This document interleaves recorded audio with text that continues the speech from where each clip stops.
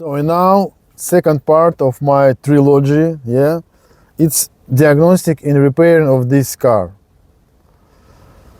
The most common problem that the people don't know how to repair, don't know or don't want to know, and all this kind of the car, semi-automatic by Toyota, by Aisin, it's very, very simple, really, and very complicated.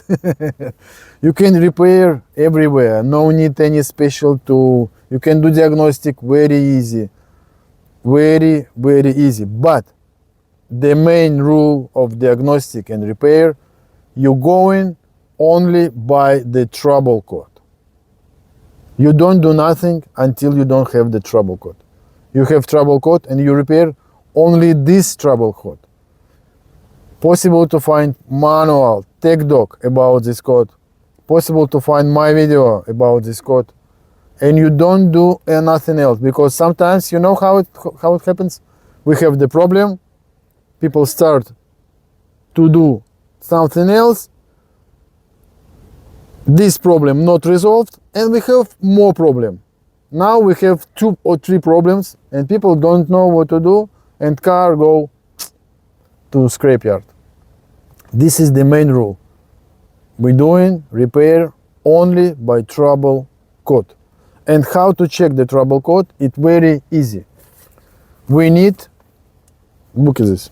We need the wire, bridge wire. This is only bridge wire here. And this diagnostic tool, ELM 327.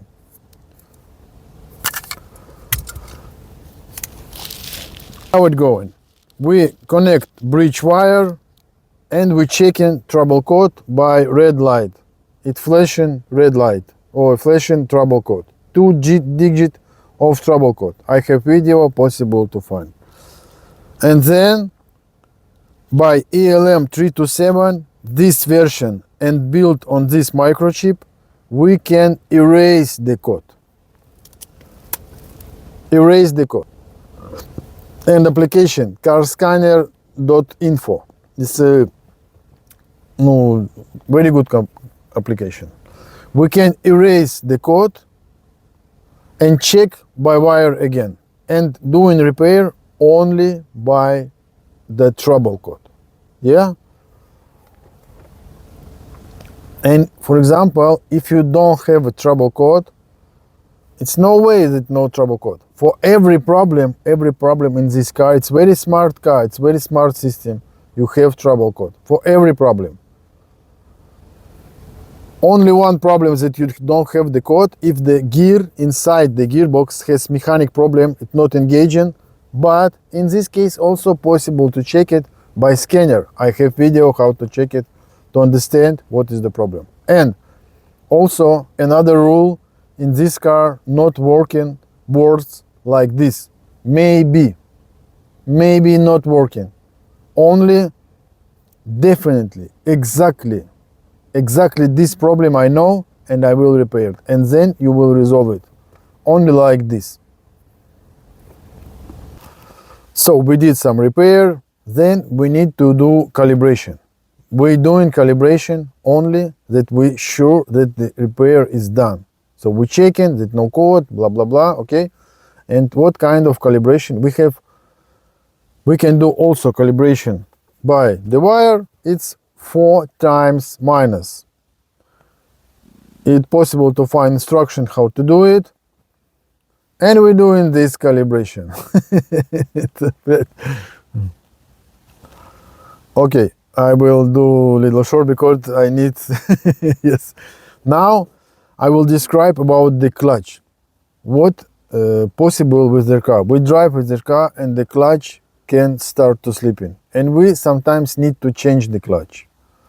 In 5-speed gearboxes, we need to use only original clutch. Original clutch is by Aisin. The pressure plate, the clutch cover should be only by Aisin. The disc and the bearing can be another manufacturer, but pressure plate only Aisin. You can use used one, but only by Aisin. And the pressure plate has teeth inside. It's adjustment, self-adjustment mechanism, and need to restart it. In any case, even if you buy the brand new clutch, you also need to do start position. Every time. No way that the new clutch set in start position. No way. It's mistake from manufacturer. Yeah. And need to do it. And second note, the bushing or where is the bearing moving should be fully grinding with the grinding paper, because it should be straight and with no any grease. And it should doing every time that you're removing the gearbox. No way that is okay. It was working. Yes? Ask yourself how it can be okay if it was working before. It was working. So need to polish it, need to grind it, and no any grease. Even small grease will doing the bearing moving harder, and the clutch actuator will broken. And for smallers also need to do this, but the clutch fork, when it's going in the gearbox, need to little grease also, need to pay attention how it moving. And that's all. Yeah, no, that's all. And the clutch actuator should be, it's about the 5-speed transmission. The clutch actuator should be installed in clamp position. What does it mean? The biggest one needs that the shaft will move in fully outside. We installing, tighten the screws. In the smallest one, the shaft should be full inside, and also we installing with no gap to clutch fork, and tighten the bolts, and then doing the calibration for minuses. In 6-speed transmission with hydraulic system, we can use any set of clutch, but don't use the cheapest. You can use look, Aisin, because for example in look, it's possible that inside it will Aisin, and the bearing is hydraulic bearing. It should be high quality bearing, like Sachs, like Look, like Aisin, not the Chinese one. It's all that contain to the clutch and calibration, and that's all. Maybe I forgot to say something, maybe. If I forgot, I will do more videos, okay? But don't remember, or don't forget, remember, repair only by trouble code. And if this car has neutral, if the car is calibrated, it will trouble code. But if the car not calibrated, you will have no any trouble code. Yeah, because why? Because when the car doing calibration, the car erase all data and start to record new data again. But if it has some problem, it's not possible to record the data. And has no data, and the car don't know recognize the trouble code because no data. He don't know where is the clutch located, where is the gears located.